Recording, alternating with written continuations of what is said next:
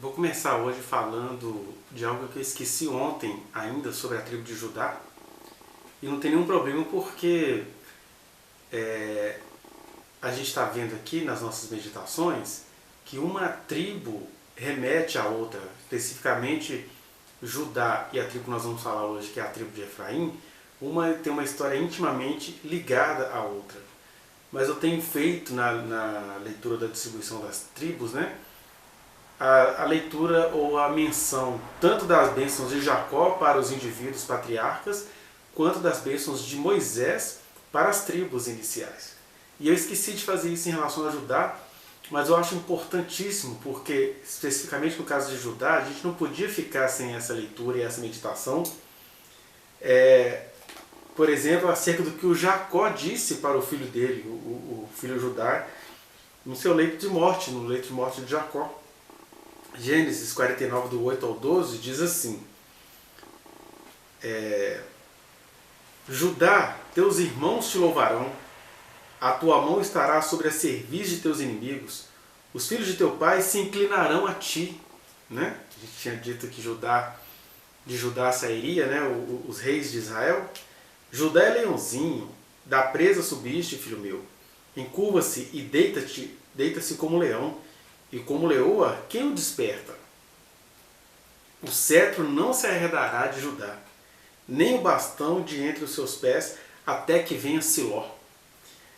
E a ele obedecerão os povos.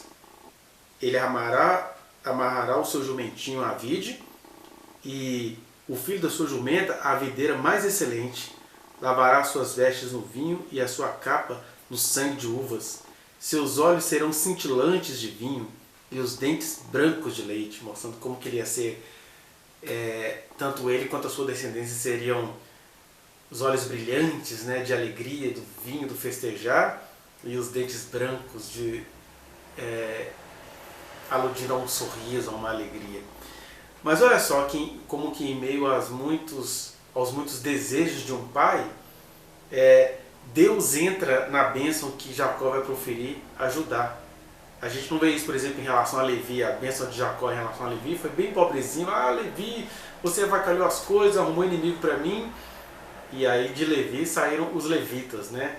Conforme a gente viu quando a gente estudou esse texto de Deuteronômio, quando Moisés falou sobre as bênçãos, né? Que aliás é para onde a gente vai agora.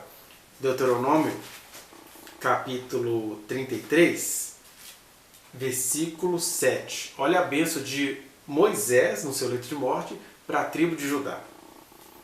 Isto é o que disse de Judá: ouve ao Senhor a voz de Judá, introduze-o no seu povo, com as suas mãos peleja por ele, e se tua ajuda contra os seus inimigos.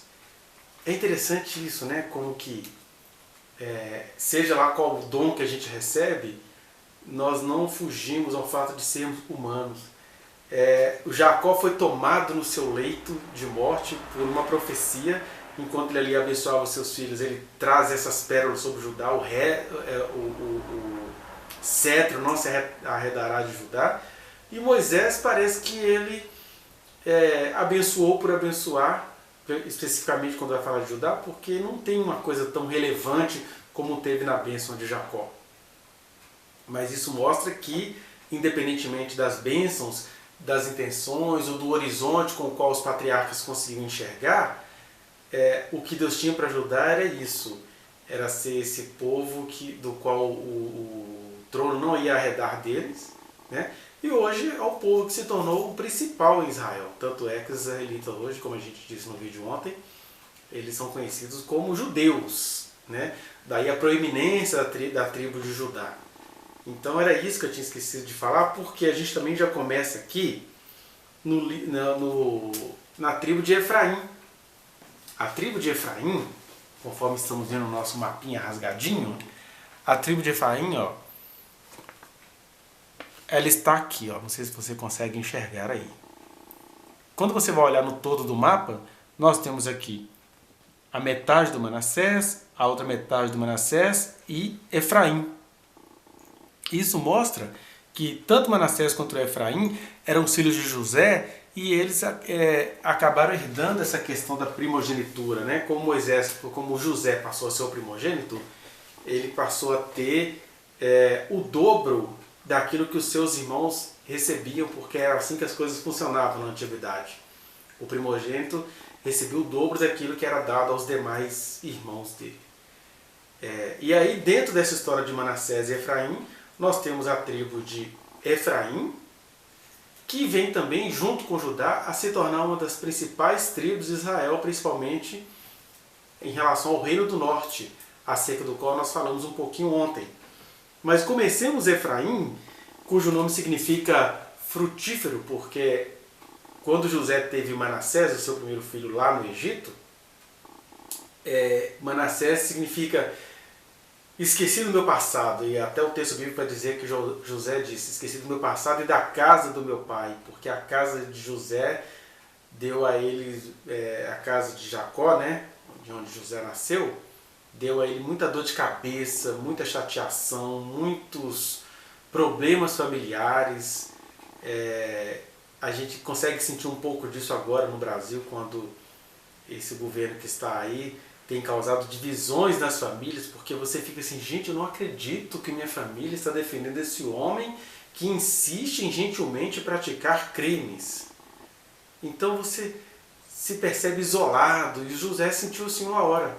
Mas aí com o nascimento de Manassés, ele fala assim, eu esqueci, agora a minha família ficou para lá, meus irmãos invejosos que queriam me matar, mas acabaram me vendendo, nem sabe o que está acontecendo comigo, esqueci disso tudo, Manassés. Mas aí vem o seu segundo e talvez último filho, que é o Efraim, que significa frutífero, porque olha, Deus me fez prosperar na terra das minhas amarguras, das minhas dores, que é o Egito. A maior dor é ter crescido sem o pai dele e sem saber ainda o que tinha acontecido com o velhinho Jacó. Aí nasce o Efraim e ele fala, olha só, frutífero, porque o Senhor me abençoou na terra das minhas peregrinações, dos meus sofrimentos. É alegria esse menino. Então o indivíduo Efraim carregava esse significado, né? Mas sobre a distribuição da tribo, a gente vai ter isso lá num pequeno capítulo 16 do livro de Josué, e também no capítulo 17, do 14 ao 18. É importante esse Josué 17, do 14 ao 18, porque lá a gente vai descobrir que a tribo de Efraim achou que o território deles era muito pequeno, tanto Efraim quanto Manassés. Aí o Josué vai dizer assim, olha, vocês são fortes, vocês dêem um jeito de conquistar mais coisas, tem gigante para derrubar ainda, etc. Isso está lá em Josué 17, do 14 ao 18, no meio da herança da outra metade da tribo de Manassés, né? Agora, o que temos aqui sobre Efraim? Primeira coisa, comecemos com Jacó, Gênesis 49 e 26.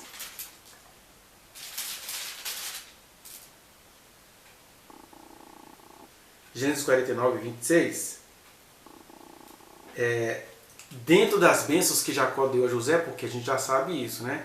Efraim foi abençoado em José, e aí a bênção que o Jacó dá a José é uma bênção extensa, né? Que vai do versículo 22 ao 26, mas eu quero ler para você especificamente o versículo 26, que diz assim, as bênçãos de teu pai excederão as bênçãos de meus pais até os cimos dos montes eternos.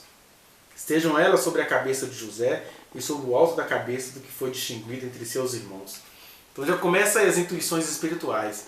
Mas, Jacó vai dizer de José e sobre a sua descendência que as bênçãos vai estar para além dos montes eternos. Ele não estava falando mais de questões físicas, ele estava apontando para uma glória, para uma altura eterna e infinita que não tinha nada a ver com a fisicalidade, ou com a história, ou com a política, ou com a geografia. Mas nós temos também, no capítulo 48, 19 e 20, aquele episódio que eu já mencionei para vocês em algum vídeo recente, de quando o Jacó vai abençoar os filhos de José. E aí lá se diz que ele abençoa, né? A tradição dizia que o mais velho ficava à direita e o mais novo à esquerda. O que o Jacó faz? Ele cruza as mãos, né? Ele vai, põe a mão esquerda sobre o filho mais velho que estava à direita e põe a mão direita sobre o filho mais novo que estava à esquerda. José fala assim, não pai, não é assim que se faz. Ele fala, eu sei meu filho, eu sei, vou ler aqui para você ver a narrativa. Aí quando José vai avisar que não é assim que se faz, 48:19 de Gênesis, Jacó vai dizer, mas seu pai o recusou e disse, eu sei meu filho, eu sei, ele também será um povo, se referindo a Manassés. Também ele será grande, contudo, o seu irmão menor será maior do que ele, e a sua descendência será uma multidão de nações. Assim os abençoou naquele dia, declarando, por vós Israel abençoará, dizendo, Deus te faça como a Efraim e como a Manassés. E pôs o nome de Efraim adiante do de Manassés. E é interessante aí que nessa bênção de Jacó, que agora é dada especificamente a Efraim, ele vai dizer que ele vai... a sua descendência será uma multidão de nações. Isso indica exatamente o que foi acontecendo com Efraim no decorrer da história de Israel e da humanidade. Porque na história de Israel, o que vai acontecer? O Efraim vai se tornando a principal tribo do norte, igual o Judá se tornou a principal tribo do sul. E aí Judá vai absorvendo ali a tribo de Simeão, a tribo de Benjamim, e se torna um reino ao sul. E a tribo do norte vai sendo conhecida a partir de Efraim, mas ela vai se esfarelar toda, vai ser levada para os impérios. E Isaías vai dizer, olha só, a Galiléia dos gentios.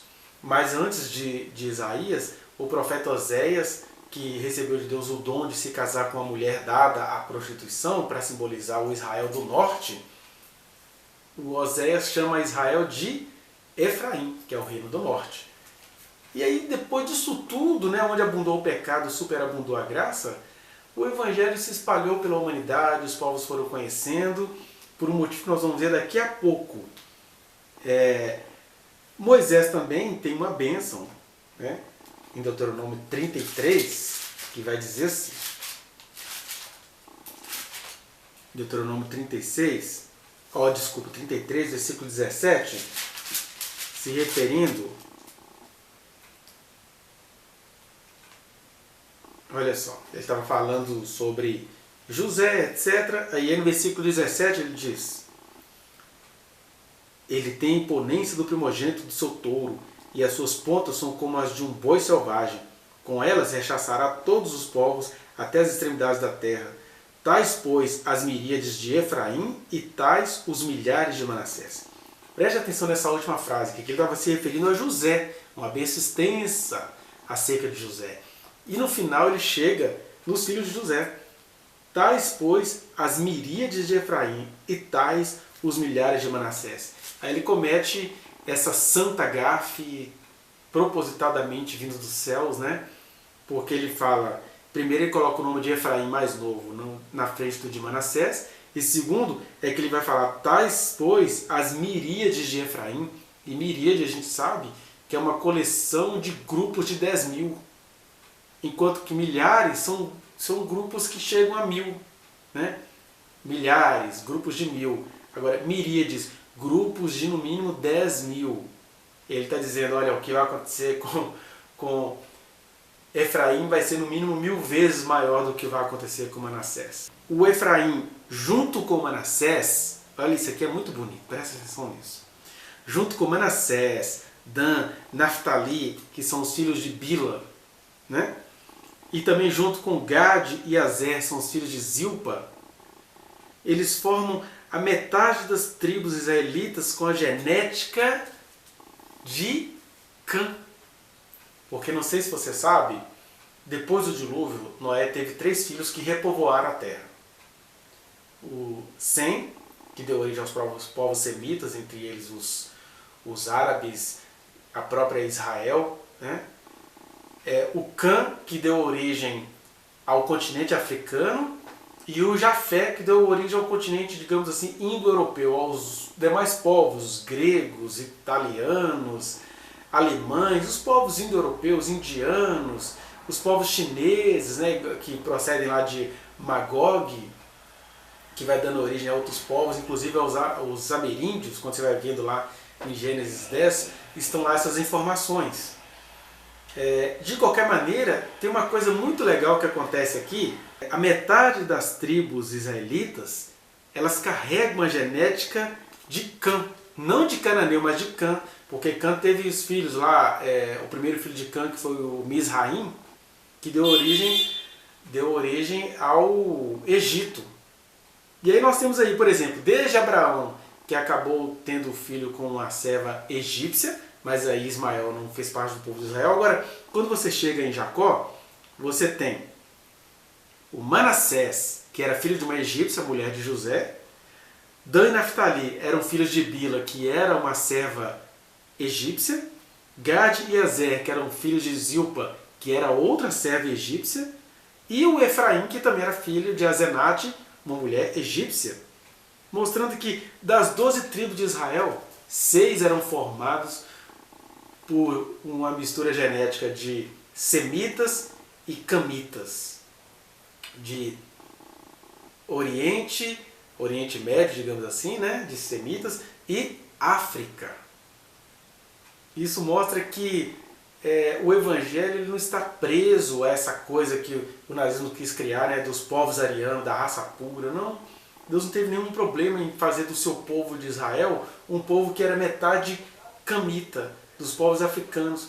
Por isso que o Canaã, aquele que Noé em profecia ou em visões misturados com a sua ressaca viu uma maldição lá dentro, maldito seja Canaã. O Canaã ele vai se formar fora da África, ele vai se formar, aqui ó, você tem um mapa aqui, isso aqui não é na África, né? A África ela está para baixo aqui, o Egito, mas o Canaã ele está precisamente, a terra de Canaã, ela está na Ásia. Então, embora Canaã fosse descendente de Cã, a história dele não tem nada a ver com África. Para alguns estudiosos da palavra, tipo Marco Feliciano, ficar falando que africanos são descendentes de ancestrais amaldiçoados por Noé. Não são. Quem não é que foi amaldiçoado por Noé, mas quem na profecia de Noé ficou com o destino futuro marcado foi o Canaã, que era o filho mais novo do Cã, né? Fora isso, nós temos aí então o povo de Israel sendo formado sobre a égide também do povo egípcio, do povo africano. Não tem maldição nenhuma aí, né? Porque metade das tribos de Israel, metade do povo de Deus era formado da semente de Sem com a semente de Cã. Isso é muito importante para a gente entender, porque já começa aí essa questão de que muitas nações e muitos povos viriam de Efraim, né? Outra coisa importante que a gente precisa entender é que a terra de Efraim, precisamente em Siló, ou Silo, foi o primeiro local de culto em Israel antes desse culto ser transferido para Jerusalém. Os cultos, né, o tabernáculo, depois que o pessoal descansou na terra, ele foi montado em Siló, que se localizava na terra de Efraim, mostrando aí também uma tendência a ser capital espiritual, né? E a gente vai ver aí que tem uma relação tensa com Judá, conforme eu já disse para vocês no vídeo anterior. E é interessante que os estudiosos israelitas, de origem israelitas, vão dizer inclusive, que na atualidade as tribos norte todas se perderam. Se perderam porque elas iriam se misturar com outros povos, conforme o próprio Jacó viu acerca de Efraim. E o que eles conseguem realmente encontrar hoje é uma ligação genética ainda com as tribos de Judá, de Benjamim e de Levi, que vai representar o culto. Então, os judeus hoje, aquelas pessoas que fazem uma genealogia mais honesta, você vai encontrar judeus da tribo de Judá, Benjamim e Levi. Pelo menos é o que diz o autor da Enciclopédia de Bíblia, Teologia e Filosofia, o Bentz, que é um dos autores dessa enciclopédia e que é judeu, né? Ele deixa bem claro isso, que apesar da volta do povo de Deus, daquele remanescente que eu falei com você ontem acerca da tribo de Judá, o povo genético mesmo se perdeu. E isso não é nenhuma tragédia, não tem nenhum problema não, porque o objetivo de Deus era que aquilo começasse com aquelas tribos, mas isso fosse se espalhando por todas as nações, porque judeu mesmo é aquele que crê no Senhor, que ouve os seus mandamentos, né? Mas é importante a gente registrar isso porque vai ficar um remanescente histórico para cumprimento de determinadas profecias, mas aquela nação que os judeus ficam esperando existir, fisicamente falando, eu me atrevo a dizer que ela nunca vai existir, até porque quando você vai lendo os textos do Deuteronômio, havia critérios que Deus colocou para aquela nação. Ele fala, olha, se vocês cumprirem isso, se vocês fizerem desse jeito, vocês terão esse território. Mas eles nunca cumpriram. Então não adianta falar assim, ah não, porque o Senhor prometeu nos fazer cabeça e não cauda. De alguma maneira eles são cabeça e não cauda na atualidade, mas não com aquela extensão territorial toda que a gente vê no mapa. Porque, em parte, eles nunca ligaram para cumprir mesmo o acordo entre Deus e eles, era um acordo que tinha que ser cumprido. E, em parte, isso faz parte do mistério de Deus de fazer os israelitas se misturarem a outros povos a fim de que o evangelho fosse espalhado. Então Deus nunca esteve preocupado em preservar um povo, um sangue puro, como que um nazismo gospel. Não. O que Deus quis estabelecer é a sua palavra eterna. E a sua palavra eterna já dizia que Efraim ia se transformar em multidão de povos, que Efraim ia se transformar em miríades de povos. Então é isso que importa dessa tribo de Efraim. E assim, se de maneira didática a gente acaba localizando a tribo aqui no mapa, espiritualmente falando, o que nos importa é que Deus nunca teve um compromisso com esse território. Com aqueles indivíduos, eles deveriam ter lutado, eles deveriam ter cuidado mais. A gente até vê hoje que parte daquele território que seria de Efraim está ocupado pela Cisjordânia, né? Que é um pedaço da Jordânia que está ali para dentro de Israel. Então Israel hoje é uma linguetinha, né, que vem por aqui, passa aqui no cantinho, e onde seria a tribo de Judá fica maior. Mas nesse lugarzinho aqui no meio, hoje nós temos a Cisjordânia. E não tem nenhum problema essas coisas todas, porque quem é de Deus não está perdendo a identidade, continua se encontrando com o Senhor. Em Cristo Jesus todas essas coisas perdem a importância.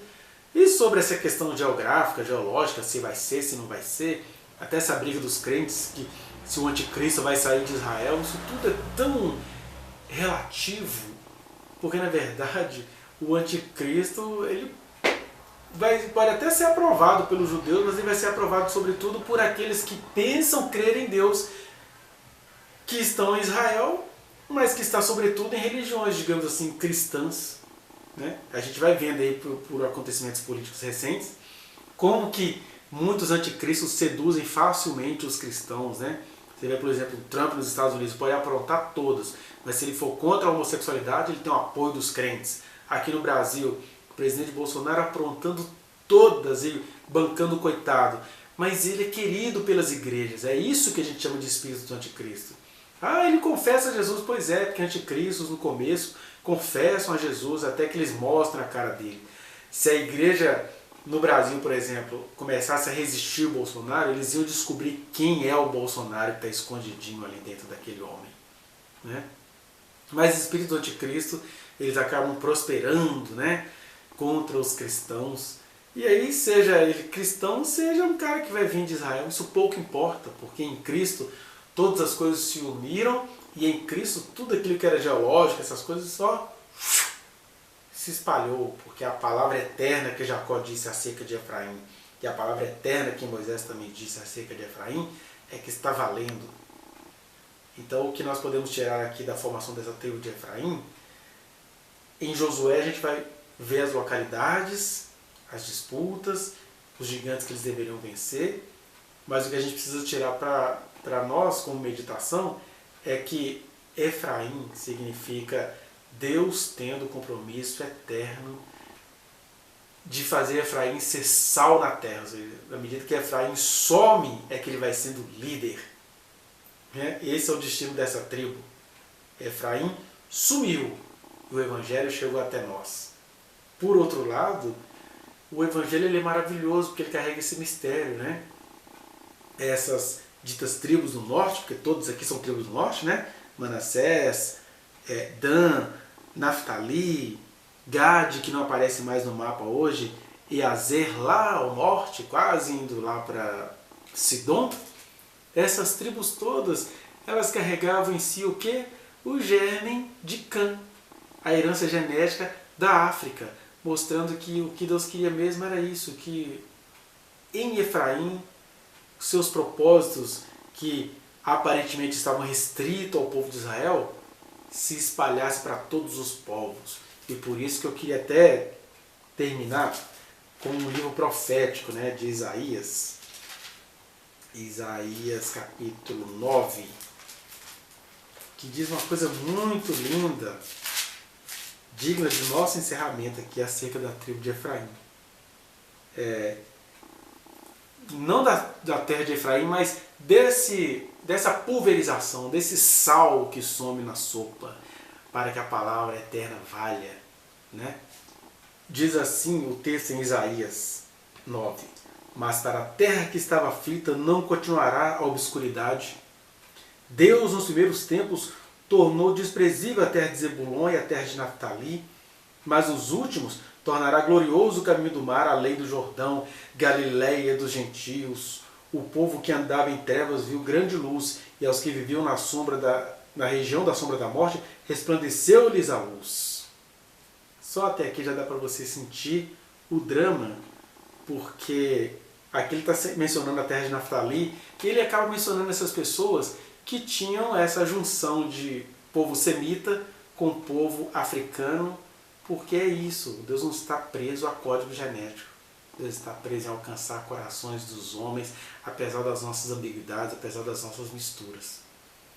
E aí, em Efraim, o Evangelho chegou até nós. E é isso que eu quero que você... É nisso que eu gostaria que você se fixasse. Porque, falando de Israel, a gente está aqui vendo as nossas origens. Né? De Sem, de Cã, de Israel, de Egito, de geografia e de espiritualidade. É isso que nos importa.